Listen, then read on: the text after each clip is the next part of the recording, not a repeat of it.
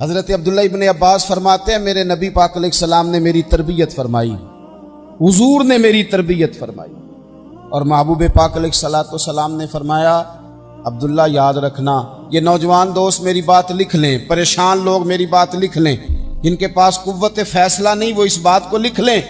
حضرت عبداللہ ابن عباس فرماتے ہیں میرے نبی پاک علیہ السلام نے مجھ سے فرمایا تھا عبداللہ سن، اگر ساری دنیا مل کے تیرا کوئی نفع کرنا چاہے کر نہیں سکتی جب تک میرے رب کی رضا نہ ہو، اور فرمایا ساری دنیا مل کے تیرا کچھ بگاڑنا چاہے تو عبداللہ بگاڑ نہیں سکتی جب تک رب کریم کی حکمت کا تقاضا نہ ہو۔ لوگوں سے ڈرنا، لوگوں کی طرف دیکھنا، یارو گردن کو جھکا دیتا ہے خیرات کا پتھر، جہاں میں مانگنے والوں کے سر کبھی اونچے نہیں ہوتے۔ اور اقبال کہتے ہیں غیرت ہے بڑی چیز جہانے تگ و دو میں، پہناتی ہے یہ فقر کو تاج سردارا۔ میں عرض کروں گا کہ اپنی آپ جب توجہ کا قبلہ اللہ رسول کو بنائیں گے تو رب فرماتے ہیں وَيَرْزُقْهُ مِنْ حَيْثُ لَا يَحْتَسِبُ، میں نہ تجھے وہاں سے رزق دوں گا جہاں سے کبھی تیرا گمان بھی نہیں گیا ہوگا، یہاں سے بھی مل سکتا ہے، تو نے سوچا بھی نہیں ہوگا۔ بخاری شریف میں حدیث ہے، حضرت جابر ابن عبداللہ فرماتے ہیں نبی پاک صلی اللہ علیہ وسلم نے 300 لوگوں کا ایک لشکر روانہ کیا کسی مہم کے لیے، کسی جہاد کے لیے۔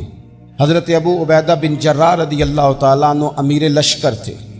فرماتے ہیں غربت اتنی زیادہ تھی، بھوک اتنی زیادہ تھی کہ ایک ایک کھجور دن میں ایک وقت کھانے کو ملتی تھی، اور کچھ دن ایسے آئے کہ اب کھجور بھی نہیں مل رہی۔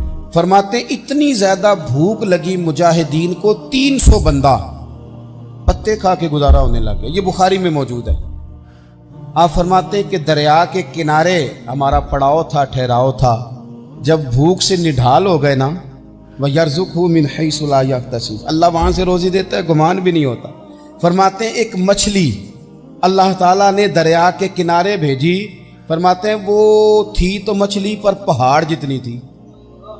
بخاری میں لفظ ہیں، حضرت جابر ابن عبداللہ رضی اللہ تعالیٰ عنہ فرماتے ہیں 300 آدمی 18 دن تک اس مچھلی کو کھاتے رہے، مچھلی ختم ہی نہیں ہوئی۔ مچھلیاں نہیں، مچھلی کہتے ہیں 18 دن 300 بندہ کھاتا رہا، مچھلی ختم ہی نہیں ہوئی۔ اور فرماتے ہیں کہ اس کی ہڈی نکال کے، کانٹا کہیں گے آپ اپنی زبان میں، کہتے ہیں وہ نکال کے نا تو اس کو کھڑا کیا نا جب، تو اونٹ کجاوے سمیت اس کے بیچ سے گزر جاتا تھا، 2 اس کے کانٹے جوڑے۔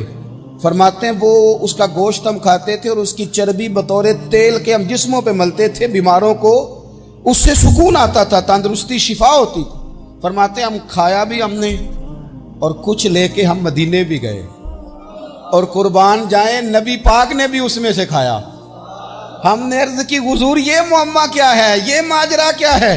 تو محبوب نے فرمایا تمہارے پاس غذا نہیں تھی، رب نے تمہارے لیے بندوبست کیا ہے، اللہ نے تمہیں دیا ہے۔ اس پر ایک اور بات عرض کر دوں، صحیح بخاری سے، مسلم سے ایک اور بات، کچھ چیزیں ایسی ہیں جن سے اللہ کی مدد آتی ہے، مدد ملتی ہے۔ ایک چیز ان میں سے ایسی ہے جس سے بہت مدد نازل ہوتی ہے، وہ ہے کہ جب رب آپ کو دے نا تو پھر آپ بھی اس کے رستے میں دیں، پھر مدد آتی ہے، پھر اور آتا ہے۔ بخاری مسلم میں حدیث ہے، یہ زیادہ ہی توجہ طلب امر ہے، اس پر آپ غور کریں گے۔ حضرت ابو ہریرہ فرماتے ہیں کہ نبی پاک علیہ السلام نے فرمایا ایک شخص نے بادلوں کے اندر سے آواز سنی کہ فلاں آدمی کا کھیت اور باغ خشک ہو گیا ہے، وہاں برسو اور اس کے کھیت کو سیراب کرو۔ وہ بڑا حیران ہوا کہ بادل سے آواز آ رہی، پھر اس نے دیکھا کہ ایک پہاڑی پر بارش ہوئی، وہ بادل وہاں برسا، پھر نالیوں سے ہوتا ہوا پانی ایک طرف چلا، تو جس نے آواز سنی تھی حضور بیان کر رہے ہیں، وہ بھی پیچھے پیچھے چلا کہ پانی کدھر جا رہا ہے۔ اس نے جا کے دیکھا کہ ایک مقام پہ ایک باغ کو وہ پانی لگ رہا ہے اور ایک آدمی وہ پانی لگا رہا ہے۔ اس نے اس سے پوچھا تیرا نام کیا ہے؟ اس نے کہا کیوں؟ کہنے لگا بتا نا۔ اس نے نام بتایا تو کہنے لگا یہی تو وہ نام ہے جو میں نے بادلوں کے اندر سے سنا ہے کہ فلاں کے کھیت کو پانی دے دو۔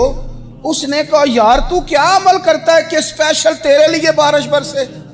یہ بخاری پڑھ رہا ہوں، سیاستہ سے حدیث عرض کر رہا ہوں۔ اس سے پوچھا تو کیا کام کرتا ہے کہ جناب اللہ تبارک و تعالیٰ کا حکم کرم آیا کہ خاص تیرے لیے پانی برسے اور تیرے کھیت کو سیراب کرے؟ تو اس نے کہا چھوٹا ذمہ دار ہوں، پر جب فصل اگتی ہے تو 3 حصے کرتا ہوں، ایک حصہ اپنے بال بچوں پہ، بہن بھائیوں پہ خرچ کرتا ہوں، ایک حصہ پورا، اور ایک حصہ دوبارہ کاشتکاری پہ لگاتا ہوں، اور تیسرا حصہ خالص میں نے مسکینوں، یتیموں اور غریبوں کے لیے رکھا ہوا۔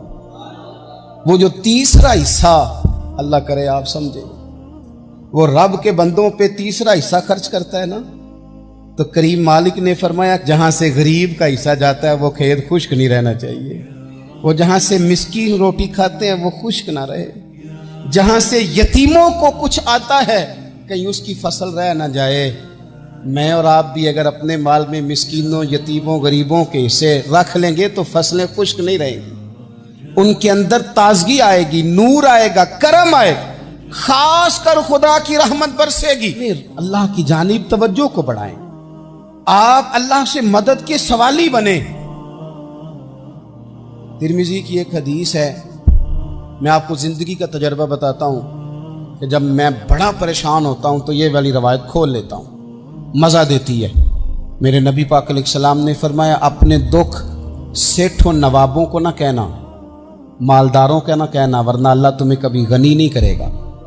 فرمایا اپنے دکھ اپنے رب کی بارگاہ میں عرض کرنا، جلدی کرے یا دیر سے کرے اللہ تمہیں لوگوں سے بے نیاز کر دے گا، اللہ تمہیں غنی کر دے گا۔ رات کو بیٹھو نہ اس کی بارگاہ، اسے دکھڑے سناؤ، چھوٹی چھوٹی باتیں۔ حضور نے فرمایا نمک بھی مانگو تو رب سے مانگو، چھوٹی چھوٹی بات سے شروع کرو نا۔ جب بندہ شروع کرتا ہے نا چھوٹی چھوٹی چیزیں تو بڑی ساری چیزیں، یہ اس طرح ہوتا ہے جیسے بندہ رب سے گفتگو کر رہا ہے، مالک مجھے یہ چاہیے، مالک میں یہاں کمزور ہوں، اللہ میں یہاں پریشان ہوں۔